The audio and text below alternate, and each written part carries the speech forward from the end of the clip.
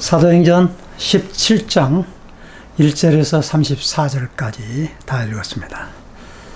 야손의 집 그리고 베레아 아덴에서의 사역, 이런 제목으로 하나님의 귀한 말씀을 전가하려고 합니다. 거룩하신 주님 감사합니다. 이 거룩하고 복된 날 주님 앞에 나와 예배드리게 하여 주시고 하나님의 귀한 말씀 속에서 생활할 수 있게 도와주셔서 감사합니다.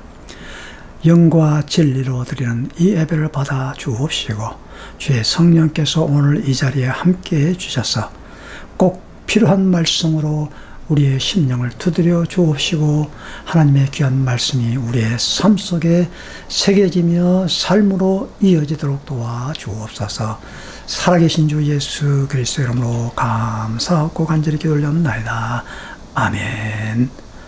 이스라엘 백성들이 바벨론으로 포로로 붙잡혀 있을 때 거기에서 많은 그 유대인들이 뿔뿔이 흩어지게 되어졌던 것입니다. 그러니까 어떻게 보면은 바벨론의 그 포로로 붙잡혀 있고 나라를 잃어버린 그러한 상태에서 성전 중심에서, 예루살렘 그 성전 중심에서 제사를 드리는 그러한 예배의 방식이 이제는 흩어져 버린 그러한 유대인들이 이제 곳곳에 회당을 세움으로 인하여서 말씀 중심으로 모세의 율법을 낭독하는 그러한 소그룹 활동 모임이 이루어지게 되었다라는 것입니다. 이 회당 중심, 지금으로 말하면 우리가 큰 교회에서 우리가 일반적으로 모여서 찬양과 경배를 드립니다. 그와 반면에 이제는 소그룹 중심으로 하나님의 귀한 말씀을 연구하고 그들 삶 속에서 하나님의 말씀을 나누면서 상고하는 그러한 시대로 우리가 접어들었다라는 것입니다. 지금 코로나 팬데믹에서 지금 이제 코로나 엔데믹으로 들어왔습니다. 완전히 다 끝난 것이 아닙니다.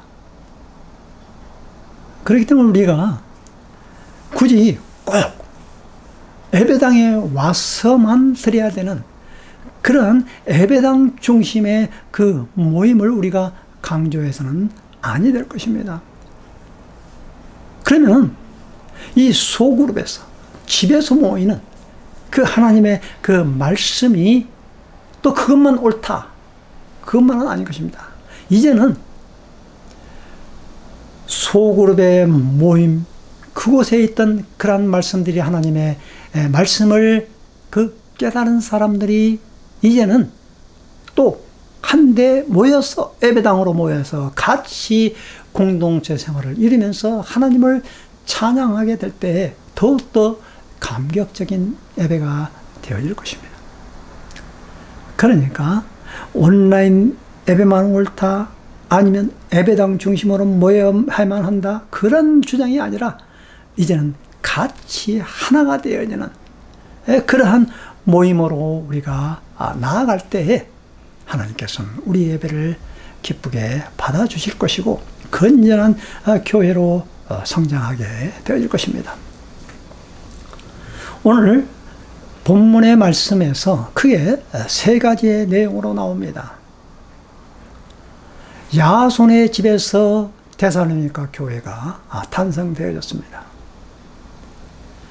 빌립보에서 이제 암비볼리 그리고 아볼로니아, 그걸 거쳐서 데살로니가 이르게 되어졌던 것입니다. 자, 오늘 여기 바울의 그 2차 전도 여행 그 지도를 보시면은 그 빌립보에서까지 그 로마의 큰 길이 뚫려졌습니다. 그 길을 비아 에그나띠아라고 그러는데 지금으로 말하면 고속도로와 같다라는 것입니다. 그 길이 그러니까 모든 길이 로마로라는 말이 바로 이 비아 에그나띠아 그 길인 것입니다.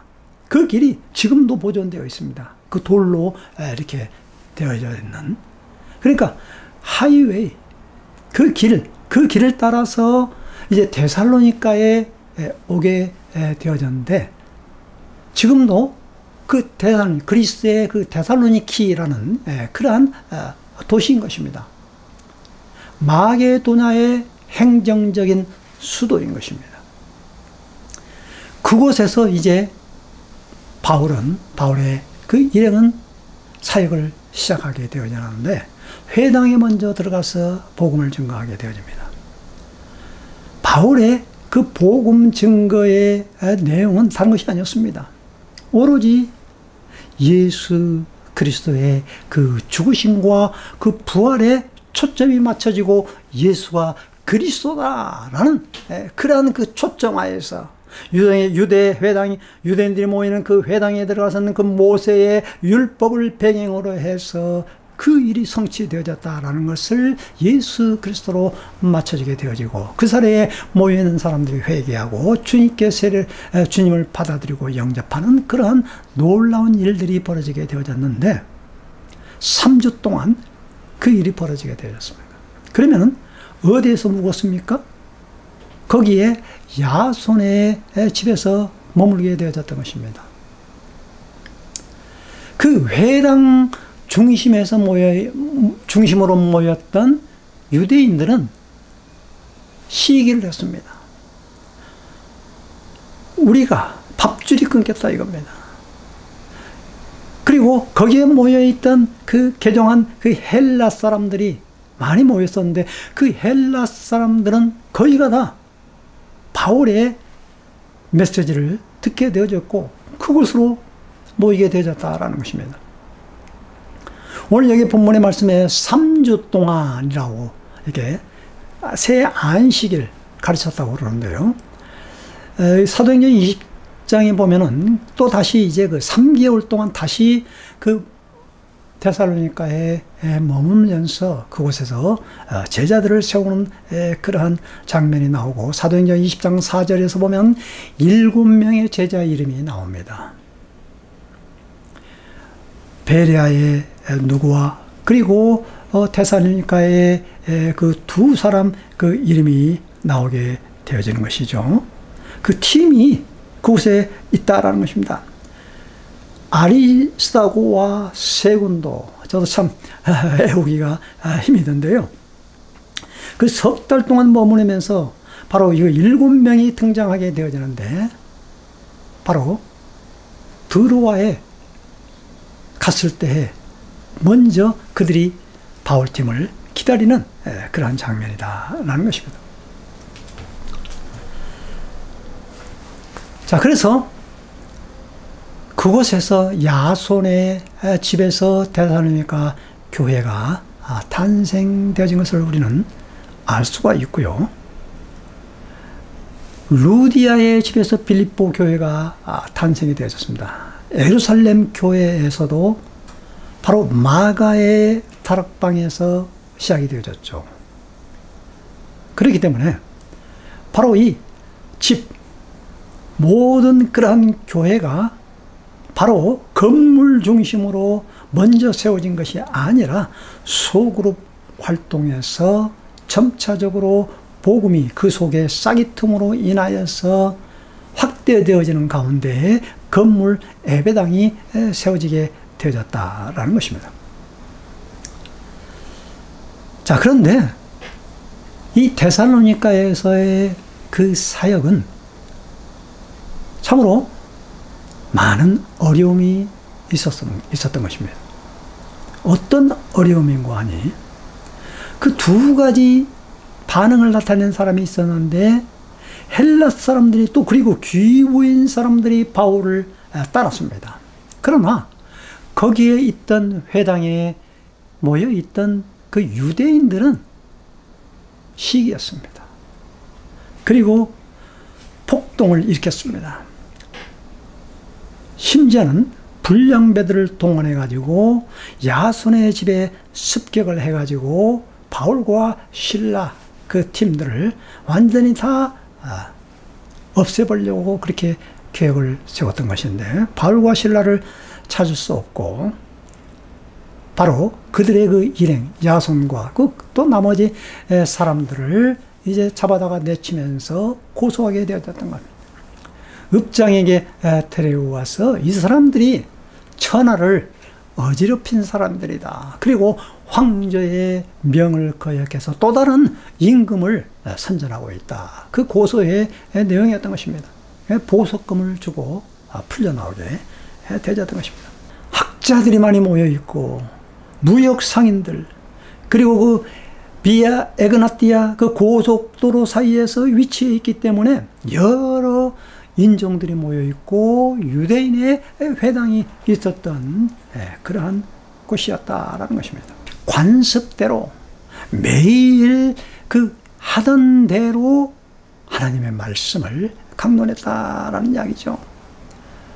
그러므로 바울 그 팀들은 얼마나 하나님의 말씀을 그들은 사모했고 간직했고 그것들을 계속해서 지금으로 말하면 뭐 큐티, 매일매일 그 큐티 아니겠습니까? 그냥 하루에 딱 한 번, 몇 분 큐티하고 일어나서 이제 또 나아가서는 제멋대로 생각하는 그런 것이 아니라 하나님의 그 말씀이 계속해서 그들을 사로잡고 그들은 그 말씀의 인도함 속에서 습관대로 반복적으로 그들에게 말씀을 전했다라는 것입니다. 하나님의 말씀 예배하는 그 삶이 우리의 삶 속에서 배어나와야 된다는 것입니다. 일주일에 한 번 들어가서 그냥 예배 드리는 것으로 만족하는 것이 아니라 매일매일 그 삶이 반복적으로 관습대로 습관대로 우리의 신앙 삶이 그와 같은 삶이 되어질 때에 우리는 나를 이기고 세상을 이기고 이 죄악을 우리가 이겨나갈 수 있다라는 이야기인 것입니다.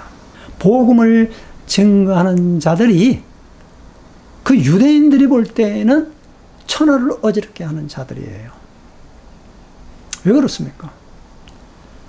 그 자기들의 그 이득과 자기들의 그 삶이 하나님의 말씀을 모세의 율법에 따른다고 자기들은 스스로 자처하고 회당에 모여서 낭독하고 그러지만은 바로 이 바울 일행 하나님의 말씀을 통해서 예수 그리스도의 그 십자가와 부활과 나를 위해서 그 죽으심 그 고난 이야기를 할 때 그들은 귀에 들어오지 아니었던 것입니다. 그래서 그들을 배척하게 되었던 것입니다. 오늘 우리의 지금의 현상은 그렇지 않습니까? 마찬가지입니다. 똑같습니다. 그래서 어떤 분은 이런 말을 했죠. 하나님의 사람이냐 하나님의 사람이 아니냐는 이것을 통해서 우리는 알 수가 있다. 동정업을 하는 사람들이 내 주위에 내 옆에 왔을 때 우리가 어떻게 반응하냐 따라서 달라지는 것입니다. 그 사람이 왔을 때 우리가 따뜻하게 맞아주면서 따뜻하게 격려해 주면서 우리 같이 정말로 잘 해봅시다 라고 격려해 주는 사람 있는가 하면은 오히려 그 사람을 경쟁자로 여기면서 손가락질하고 비난하고 모함하느냐 라는 것입니다. 그러한 사람은 하나님의 사람이 되어질 수가 없는 것이죠. 교회도 마찬가지인 것입니다. 누가 우리 교회에 들어왔을 때 우리는 오픈돼야 되지 않습니까? 그런데 우리가 이게 차별을 두고 우리가 사람을 맞이한다거나 저 사람이 나보다 더 낫다거나 하면은 우리가 어떤 그 마음의 태세를 가지고 있습니까? 우리가 그 사람을 환영하고 하나님의 일을 하는 사람으로서 우리가 박수 쳐주고 같이 영접하며 맞아들입니까? 아니면 또 다른 색다른 안경을 가지고 있습니까? 오늘 여기 야손은 바로 그 바울팀 일행을 맞아들였다라는 겁니다. 그 집을 들였다 이 말은 환영하고 영접했다 이 말인 것입니다. 주의 복음을 전하는 자들 객 아니겠습니까? 그러나 그 객을 멸시하거나 무시하지 아니하고 그것도 한두 명이 아니지 않습니까? 바울 일행 그 팀.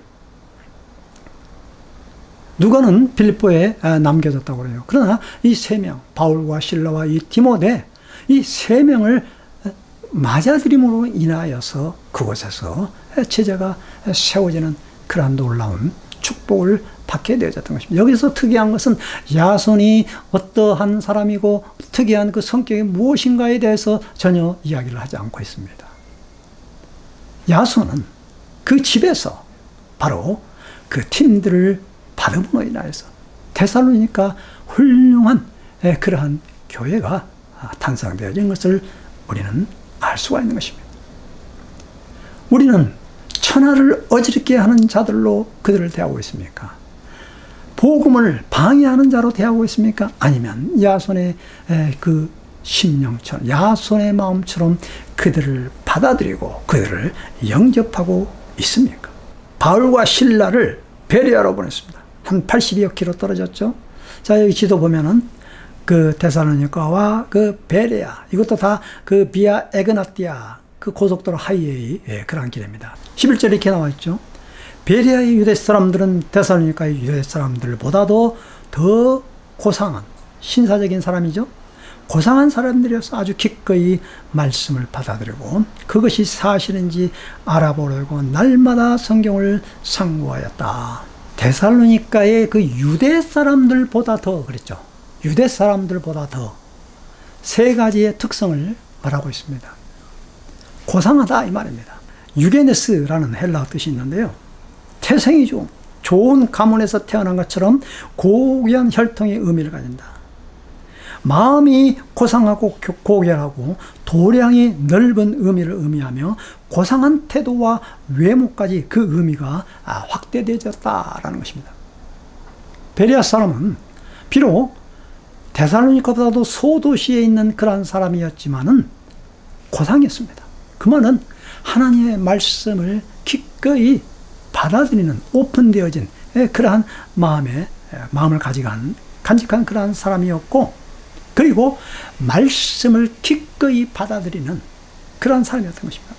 그리고 그들은 말씀을 받을 때 그냥 그 말씀을 한 귀로 듣고 한 귀로 흘러내버리는 것이 아니라 그 말씀을 듣고 이것이 옳은지 이것이 틀린지 상고하다 날마다 성경을 상고하다, 연구하다, 수용성이 좋았다라는 것입니다. 이 말의 반대말은 뭡니까? 도시 사람들, 유대인들 뺀질거린다, 순서성이 없다, 그리고 자기네 이익만 아는, 돈 맛을 아는 그러한 사람들에게는 하나님의 말씀이 스며들어갈 여지가 없는 것입니다. 오늘 또 우리가 이 신앙생활 하는 데 있어서 이와 같은 그 신앙의 모습을 본받아야 될 것입니다. 하나님의 말씀을 상고하는 사람, 하나님의 말씀을 믿는 사람은 정말로 신사적이어야 합니다. 깨끗해야 됩니다. 순결해야 됩니다. 다른 사람들을 판단하거나 정죄하거나 우리의 삶이 흐트러져 버리면 모든 것을 다 자기의 중심으로 생각하기 때문에 나는 옳고 상대방은 그러다라고 이렇게 판단을 내리기 때문에 자기의 생활은 엉망이면서 다른 사람의 생활을 지적하게 되어지는 것이죠. 데살로니가의 유대 사람들은 바울이 베레아에서도 하나님의 말씀을 전하는 것을 알고서 거기에 가서 무리를 선동하여 또 소동을 벌였습니다. 베레아까지 쫓아가서 선동을 일으키는 것입니다. 참으로 이게 얼마나 악한 모습입니까?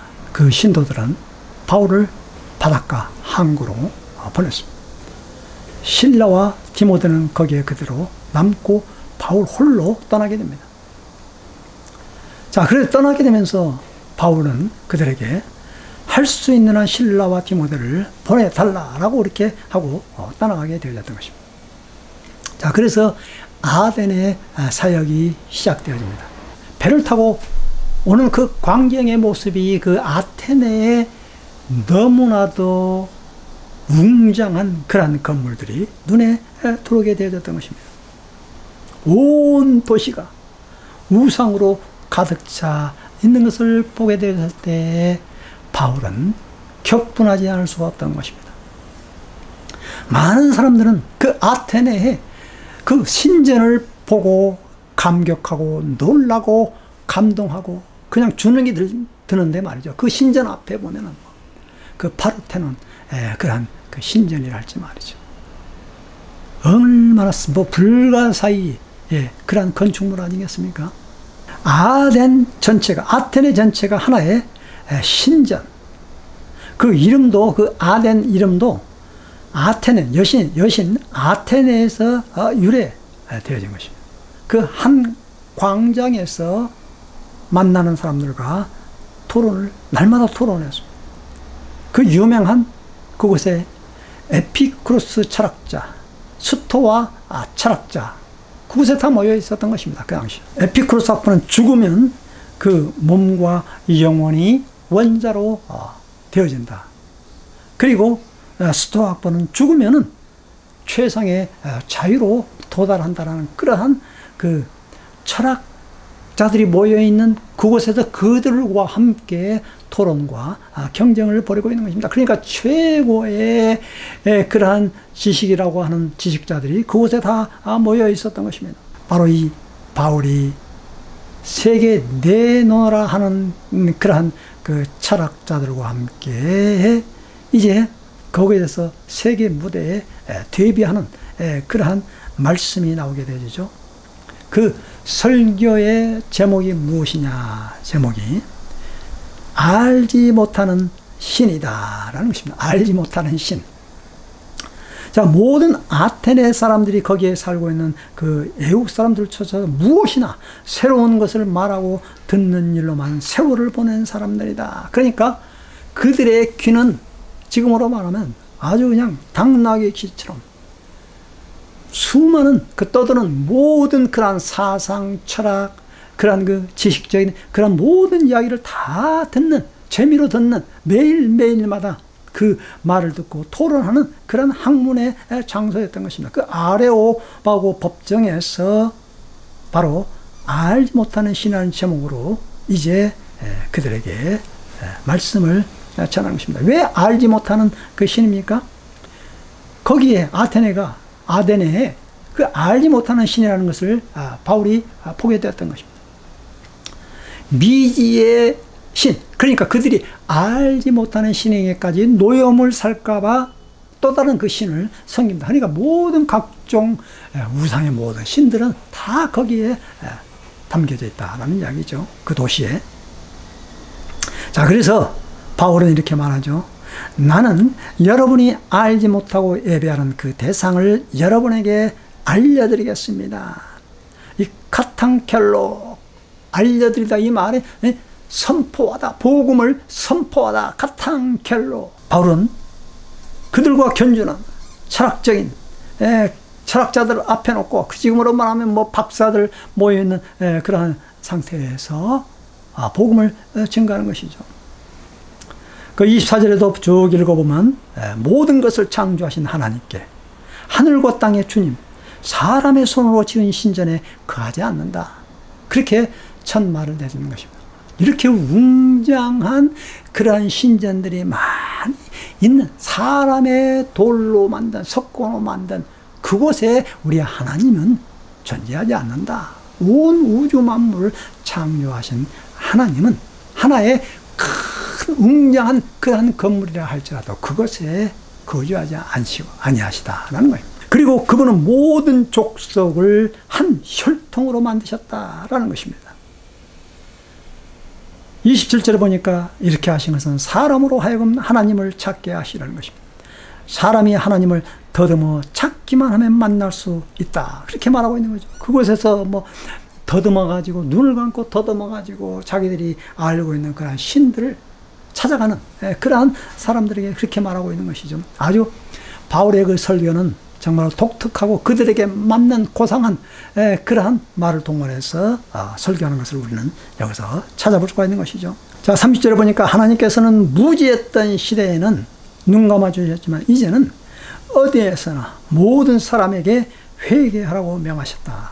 회개의 선포의 메시지를 전한 것을 여기서 알 수가 있습니다. 그것은 하나님께서 세계를 정의로 심판하실 날을 정해 놓으시기 때문이다. 회개와 심판의 메시지가 나온 것을 알 수가 있죠. 그리고 그를 죽은 사람들 가운데서 살리심으로 모든 사람들에게 확신을 주셨습니다. 다른 고상한 말을 했을 때는 그들은 귀담아 듣다가 죽으심, 고난, 예수님의 그 부활, 회개하고 심판에 면하라 라는 그런 말씀을 할 때, 죽은 사람들의 부활에 대해 들었을 때 어떤 사람들은 비웃었고, 더러는 이 일에 관해서 당신의 말을 다시 듣고 싶소 하고 말을 마치겠던 것. 그러나 몇몇 사람은 바울 편에 가담하여 신자가 되었습니다. 제가 대만에서 사역했을 때 교회를 개척을 몇 군데 했었습니다. 그런데 그 특이하게 하나의 그 개척한 교회는 병원 안에서 개척을 했는데 그 이사장 부인을 만나게 되어져서 그분을 통해서 그 이사장 남편이 그 병원을 하고 있는 그 이사장 남편 그 집에 제가 초청을 한번 받고, 아버님 거기에 4층에 옥상에 그 신전이 있었습니다. 우상 신전. 거의 대만에는 그 우상 신전 아니겠습니까? 믿는 빠이빠이라고 하죠. 그 이사장에게 복음을 전해가지고 그 옥상에 있는 그 우상 신전을 그 뭐 불로 태우는 그런 뭐 그 우상에 바치는 돈도 있습니다. 거기에 수북이 가득 차 있는데 그 우상 신전 그 옥상에서 다 불로 태우게 되지는, 영접하고 나서 바로 그러한 일들이 일어나게 되어졌고, 이사장이 돌아오고 이사장 부인과 함께 그 병원 안에 바로 큰 회의실에, 그곳이 바로 교회를 세워지는 그러한 하나님의 놀라운 체험을 맛보게 되어졌고, 이사장과 이사장 부인이 교회를 다니니까 병원 원장도 나오고 환자들도 나오고 그리고 간호사들도 나오고, 바로 교회가 아름답게 참 성장하는 그러한 교회를 제가 맛보았습니다. 마찬가지로 그러한 기부인들도 돌아오고 말이죠. 그러한 놀라운 결과를, 바울이 가는 곳에는 그러한 기적의 역사가 일어나게 되었다는 이야기입니다. 오늘날 우리 그 현대인의 그 모습이 바로 이 아델의 모습과 좀 거의 흡사하다라는 것입니다. 오늘 이 유튜브 사역이 활성화되어 있고 그렇기 때문에 말이죠. 모두가 다 이제 메시지가 다 나옵니다. 성도들이 이제 선택해서 들어요. 이제 성도들이 이제 귀가 이제 많이 커졌습니다. 그런데 오늘날 교회 목사님들은 이 설교하는 데 있어서 너무 편협하게 우리가 준비를 하고 있지 않냐는가라는 것입니다. 우리는 하나님의 음성을 듣지 못하고 교인들의 귀만 즐겁게 하고 웃기게 하면 잘한 설교다라고 그렇게 우리가 생각해서는 아니 될 것입니다. 그래서 어떻게 해서라도 새로운 요상한 것을 찾아내는 그러한 것을 우리가 하지 아니하는가라는 이야기입니다. 하나님의 말씀은 2000년에 지금이나 변함이 없는데 계속해서 용어가 지금 바뀌어지고 있지 않습니까? 예를 들어서 뭐 선교도 그렇지 않습니까? 건강치 못한 설교, Don't in mission, 그리고 뭐 풀뿌리 선교, 흩어진 자들이 전하는 그 선교. 용어도 지금 이렇게 다양하게 지금 이렇게 고상한 용어를 지금 사용하고 있지 않습니까? 복음을 증거하고 하나님의 말씀을 전하는 데 있어서 인간의 지혜가 아니라 십자가의 복음, 그들이 볼 때는 그것이 어리석은 것으로 간주한다 할지라도, 바로 바울은 고린도 사역에서도 이렇게 말하고 있죠. 바로 이 아데네스의 그 사역의 그 설교의 메시지를 전하고 나서 이렇게 말하고 있는 것이죠. 예수 그리스도 십자가 외에는 아무것도 말하지 않겠노라 라고 이렇게 고린도전서 2장 2절에도 이렇게 말하고 있는 것입니다. 예수님의 죽으심, 부활, 예수가 그리스도다, 이 말이 식상하게 들려집니까? 구약 예언이 성취되어졌다라는 것입니다. 오늘 이 예수 그리스도의 죽음이, 십자가에 그 복음이 빠져 있으면은 우리는 정말 알맹이를 빠뜨린 결과를 낳게 되어지는 것입니다.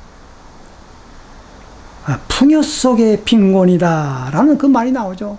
아덴의 실상이 바로 이렇습니다. 오늘날 우리 한국교회의 실상도 바로 이와 같다라는 것입니다. 풍요 속에 교회는 화려하고 커지고 많은 사람들이 모이는 그런 큰 교회 예배당에 있습니다만은, 그러나 십자가의 그 희생과 그 남을 위해서 섬기는 그러한 마음들이 지금 많이 약화되었기 때문에 세상 사람들에게 지금 비난을 받고 있는 것 아니겠습니까? 그래서 약할 때 강합니다 라고 이렇게 말하고 있는 것이죠. 우리 바울선교회 이동희 목사님께서는 불편하게 살자, 깡통교회. 왜 그렇습니까? 바로 이 십자가의 복음의 정신을 구현하기 위해서 돈이 없어서 가난하다, 뭐 깡통이다, 그런 것이 아닙니다. 우리는 쌍방의 선교를 해야 된다라는 것입니다. 소그룹 위주, 야손의 집에서 젊은이들이 지금 교회를 떠나가고 있습니다. 젊은이들을 모을 수 있고, 그리고 다시 한번 우리 한국교회가 재부흥할 수 있는 그런 계기는 이 소그룹 위주에서, 그러한 그곳에서 그들의 고민을 들어주고 그들의 삶의 애환을 들어주면서 상담과 그리고 설문조사를 통해서 깊고 넓게 파고들어서 하나님의 말씀이 그 삶 속에서 스며들 수 있도록 쌍방의 선교를 해야 된다라는 것입니다. 협력과 동반자 선교, 돈키호테식이 아닙니다. 저는 지난주에 이곳에 가까운 그 광주에 있는 큰 교회를 방문했습니다. 그 원로 목사님께서 그때 마침 가는데 그 마대를 붙잡고 쓸고 닦는 그런 제가 모습을 봤습니다. 점심도 같이 식사를 했는데요. 먹고 나서 설거지 직접 하는 그런 모습을 봤어요. 아주 큰 교회 목사님이십니다. 원로 목사님이십니다. 얼마나 활동을 많이 하는 그런 목사님인데 직접 그렇게 마대질을 하고 있는 그런 그 모습을 볼 때 제가 머리가 숙여졌습니다. 우리는 섬기는 목회라는 것입니다. 코로나 가운데서도 성장한 교회는 바로 이러한 교회인 것입니다. 소그룹 활동을 통해서 섬기는 그러한 목회를 하게 될 때, 바로 오늘 이 바울 선교사 그 일행은 바로 야손의 집에서, 그리고 베레아에서 습관적으로 매일매일마다 성경을 상고하는 가운데, 섬기는 가운데에 그 아덴에서도의 그 일꾼들을 찾아 나서는 그러한 장면을 보면서 오늘 우리의 선교의 놀라우신 그 하나님의 계획 속에 동참하는 우리 모든 사랑하는 동역자들이 되어주시기를 주님의 이름으로 기원드립니다. 기원하겠습니다. 주님 감사합니다. 약할 때 강함이라고 그랬습니다. 자기의 낮아짐을 자랑한다고 바울은 말하고 있습니다. 우리는 우리의 높아짐을 자랑하고 명예를 추구하고 자꾸 높은 데로만 향해 달려가려고 합니다. 주님, 낮을 때 또한 약할 때, 그때 우리 주님께서는 역사하시고 많은 사람들을 그러한 사람들에게 붙여주는 것을 보게 되어집니다. 오늘 야손의 집에서 복음이 어떻게 이루어지게 되고, 그 훌륭한 데살로니가 교회가 어떻게 탄생되어지고, 그 교회 안에 있는 구성원들이 어떻게 이루어지고 있는가라는 것을 보게 되고, 베레아 사람들은 신사적이고 고상해서 하나님의 말씀을 그대로 받아들이고 연구하는 그러한 사람이 되어졌고, 아덴 그 우상이 많은 그러한 도시 속에서도 팀 동역자가 오지 않을 때 바울은 그 궁장한 건물 속에 매몰되고 함몰된 것이 아니라 그들에게 격분하지만은 그들에게 다가가서 복음을 증거했습니다. 에피쿠로스, 그러한 철학자들, 스토아 철학자들, 그와는 비교되지 않는 지금까지 살아서 역사하는 그러한 바울의 그러한 설교는 지금 오늘 우리의 심령을 두드리고 있습니다. 예수 그리스도 외에는, 십자가의 복음 외에는 다른 어떤 것도 말하지 않겠노라고 작정한 그 심정을 가지고 오늘 또 우리가 복음 전선에 뛰어들 수 있도록 도와 주옵소서. 살아계신 주 예수 그리스도 이름으로 감사기도했습니다. 아멘.